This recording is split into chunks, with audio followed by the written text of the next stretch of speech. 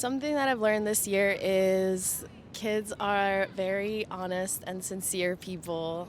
I've learned that you have to be open to possibilities because you never know what good things are going to come your way. If you're closed off and unsure of a consideration, keep in mind that it could be the best thing that you've ever done. They're very authentic and kind people, and they really see like the hidden parts of you.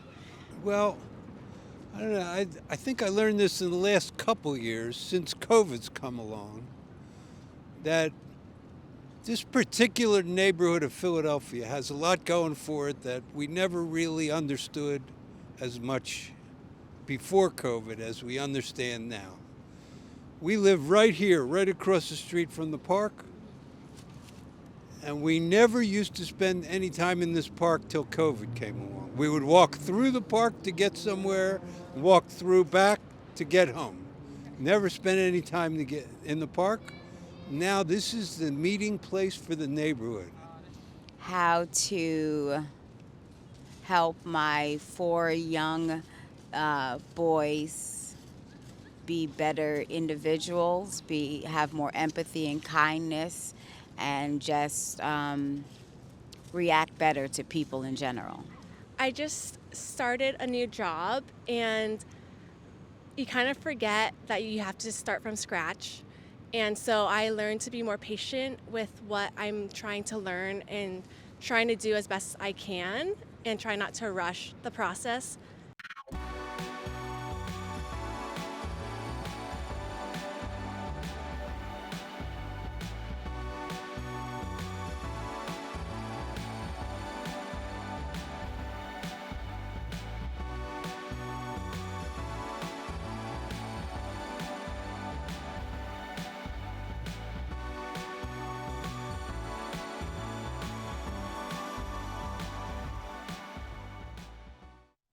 It's this intricate web of beginnings and goodbyes, of trying to assemble the puzzle pieces of my life while still figuring out what the picture should be. A whirlwind, a messy, beautiful, and chaotic whirlwind. See, we're at the crossroads where the notion of having it all figured out collides with the reality that we're just beginning to scratch the surface. We're steering through the labyrinth of life with a compass that's spinning faster than we can catch up. In this era of balancing dreams and responsibilities, every day feels like a juggling act. I'm coming, he's deep, bro.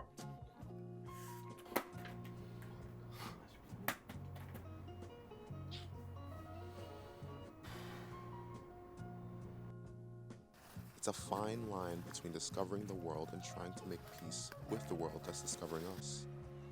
It's about stepping into an ocean of choices while feeling like we're just learning how to swim. I find myself caught between nostalgia and the thrill of the unknown. Wanting to cling to memories of late-night adventures while also craving the stability of a future I can call my own. And let's not overlook the constant tug-of-war between independence and the safety net. We crave freedom, yearn to fly, yet we cling to the grounding roots of home, family, and the familiar.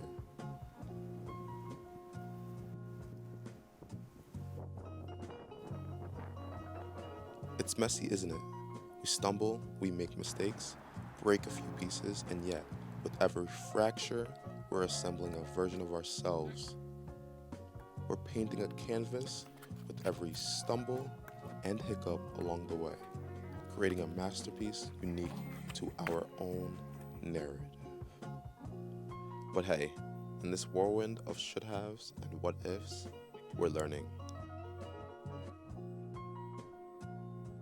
We're learning to embrace the uncertainty, to dance in the rain of our doubts, and to find solace in the fact that sometimes the most beautiful stories emerge from the unplanned chaos. We're stumbling, we're rising, and we're creating a narrative that's uniquely ours. And in this journey of navigating the 20s, amidst the chaos, we're discovering ourselves.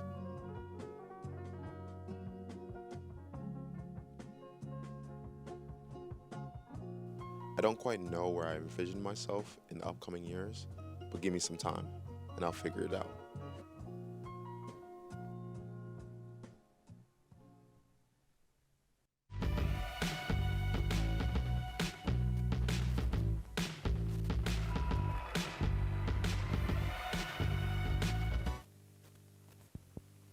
Wow, something that I believe people in Philly should know more about. Is that there is empathy there and there are empathetic people working out there. And I hate this narrative of just all the bad things about the city when there are so many hardworking people just working so tirelessly every day to keep it going. I want to say just the history. We're in the United States of America, so there's all different walks of life and people, and I feel like understanding the history behind where you're from gives you a little more openness to then wanting to learn about other cultures. So it's easier to kind of mix with people because it's diverse, as we can see. I feel like everyone is aware of this, but definitely homelessness, because recently, like 2 days ago, my packages were stolen from our building, and we saw like video cam of the footage, and this person is homeless. So it's not like you can blame them for stealing, your packages, because my package was clothes, so they probably needed it. So you can't really be angry about that, but also it's like, why did they have to do that to get clothes? We used to have a car until about 2-3 years ago. And we realized that we weren't using it that much. Philadelphia is a very walkable city, good public transportation. SEPTA drivers have to put their lives on the line. Like this is a lot of people that really care about each other, and you see it's easy to see the ugly parts, but there are so many good people here that keep this thing going. And the car was getting to a point where we either had to get a new one or give it up. We gave it up, and we thought we would try and see how things went without it. Haven't missed it a bit. World issues. You mentioned Israel and the war. I think it's important that people really educate themselves, know both sides, and just have compassion for one another and have love for the entire human race.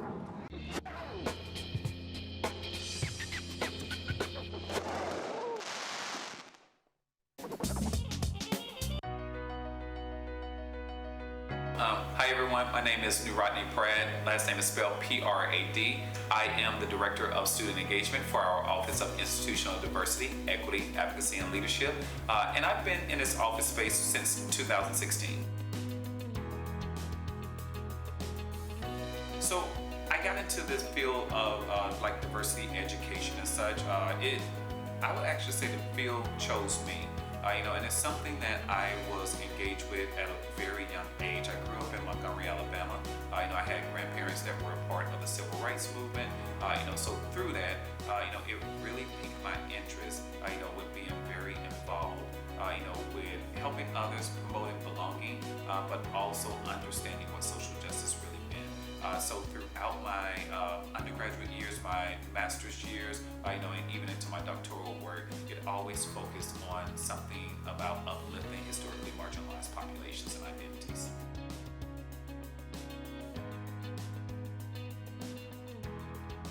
One, our mission is to not only promote community but belonging, and we do so through different areas. So we have team members that provide guidance to our staff and faculty. My area really focuses on students, so we're very intentional about having the right persons for the right populations in order for us to develop, support, and engage one another. We also do a lot of workshops, within our space too. So the workshops are really geared towards the educational piece. It's geared towards ensuring that people have a basic level of understanding, but also being able to have advanced conversations about social change too. And then the other areas of education, can be seen through our programs. So we have a curriculum, that is based off of, an educational pedagogy, and it really gets us to think about our own identity. It gets us to think about authentic conversations, and then it moves us into something called civility too. So everything we do is about education. What inspired the curriculum is we create we do a lot of work through something referred to as intergroup dialogue. So intergroup dialogue is a way and it's an approach and technique, in order to get us to think about the problems, acknowledge the problems, have conversation, understand that healthy discourse is really important. So through that, years ago, probably like 7 or so years ago, I designed a curriculum that again would allow us to look at it, to get students to see themselves as who am I, but to also go from the who am I to being able to articulate the who am I in a very brave and safe environment, and then from that, giving them the techniques in order to express themselves within society. So those basic statements created and formed the curriculum overall. I have the wonderful opportunity to oversee some engagement resource centers. So one of those areas focus on intercultural knowledge and understanding. That's through our diversity peer leaders. And those individuals are trained, folks that do like conversation programming, and it's a very peer-to-peer approach with other students on campus. We also have a gender and sexuality inclusion center, that really focuses on the support for our LGBTQIA plus siblings. And then last but certainly not least, we have interfaith inclusion sector and center, that does a lot of work to get us to navigate spirituality as well as religious ideologies and thoughts and such too. Hi, my name is Kennedy Brown. I am a social media and marketing intern here at Ideal. I'm a media studies and production major at Temple, and I've been working here for about 3 months.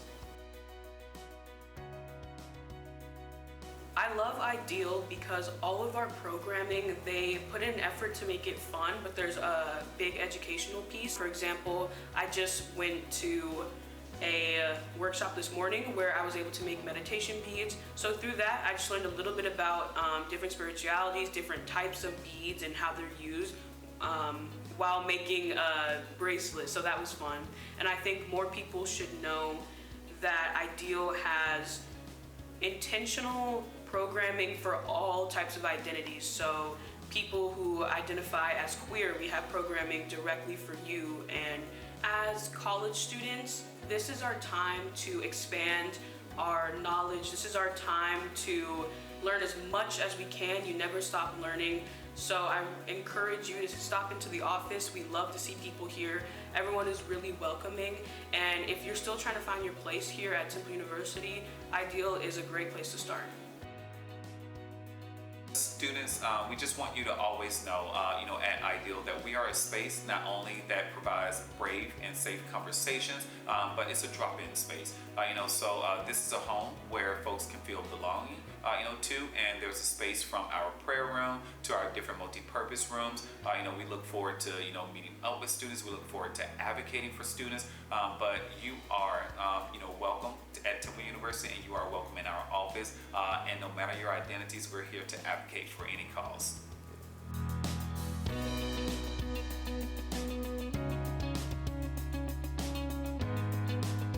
Something that we should be discussing in Philadelphia as a community, how to communicate to one another, how to be more open with one another, how to understand that we all bleed blood and we're all humans. So no matter the background, this, social status, I think giving care, love, and understanding is one of the most important things. There's so many people that are just like struggling so hard to get by, and the rich and the people in powerful positions are just letting it happen. And once we realize how strong we are when we band together, it's gonna be crazy. It's gonna go down. We haven't experienced it directly, but there seems to be a lot I'm reading about and hearing in the news about crime, and that's not a good thing. So fortunately for us, I think this particular immediate neighborhood, pretty good, but too much crime going on, and we got to figure out a way to get it under control. As someone that's not from Philly, I think that talking about the well-being of the city is really important. Finding ways to do your part, like picking up trash and not littering and recycling more, I think would be really valuable for the city.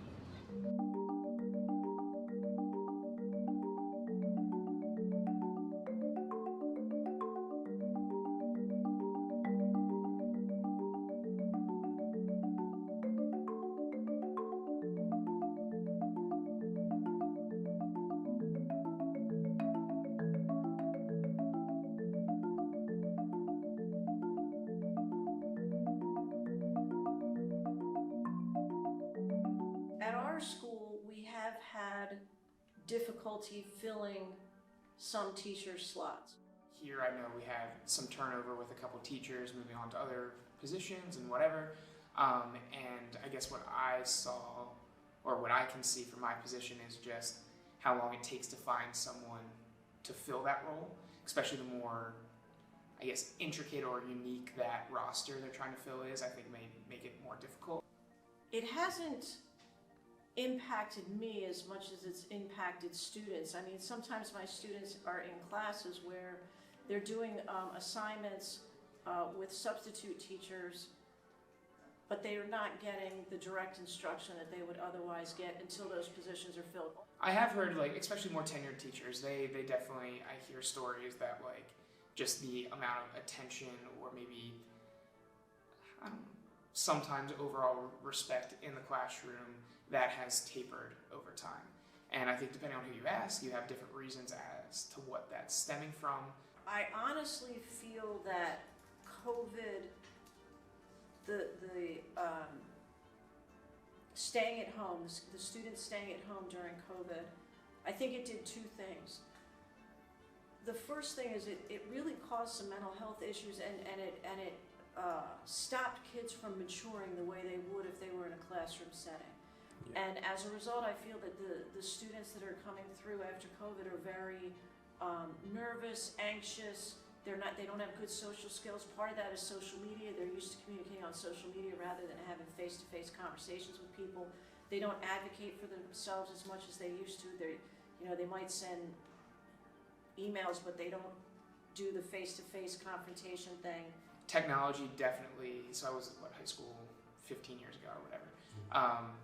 The amount of technology that's always present is significantly higher, and that just offers a lot of different outlets to distract and not pay attention, stuff like that. So I think that definitely plays a role within like classroom behavior. And the other thing is that kids coming up, they lost fundamentals. The writing that I see in my part of the business is atrocious. Yeah. People wouldn't know what to do with a comma if it smacked them in the face, because they missed out on that in grammar school or in their when they're freshmen. So they lost some of those fundamentals, and I'm sure it's the same with languages. I'm certain it's the same with math. That the stuff that you need to get, the stuff you were supposed to get when you were a freshman, now you're a junior and you don't have that stuff because you weren't paying attention. You were laying in your bed looking at your phone instead of paying attention in class. So that's a big problem. And that also, the fact that they were out of school for all that time, the classroom management's always a trick.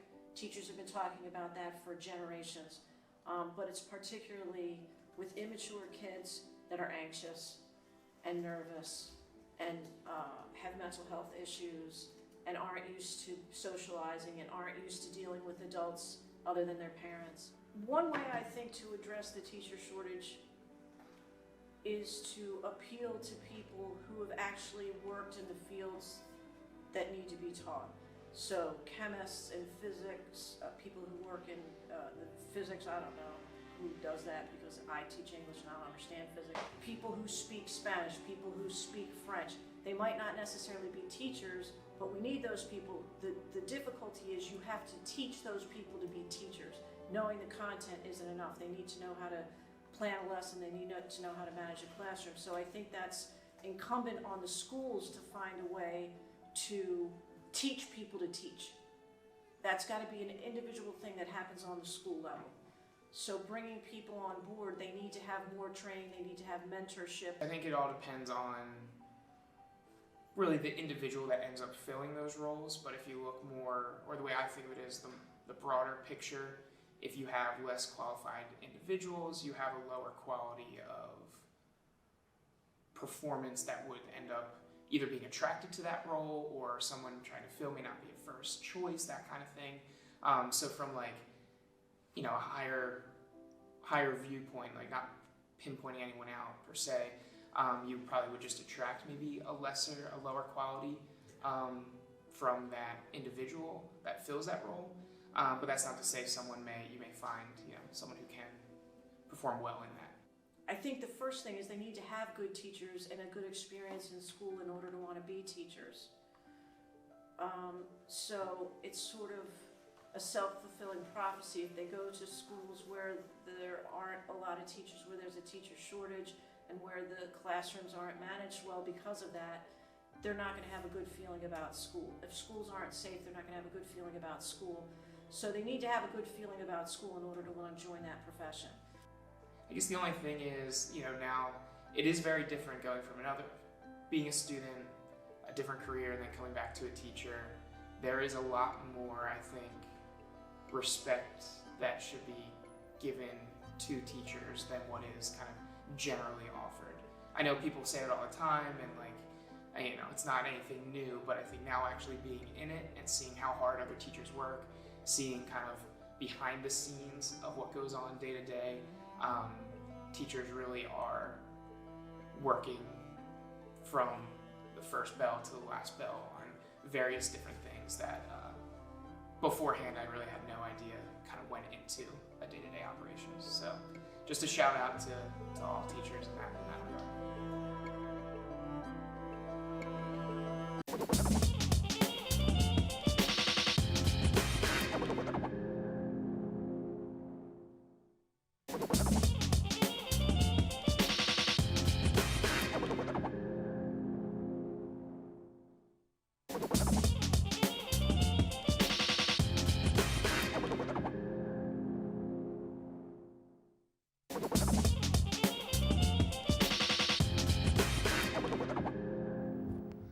Thank you. How are you, Miss Savage?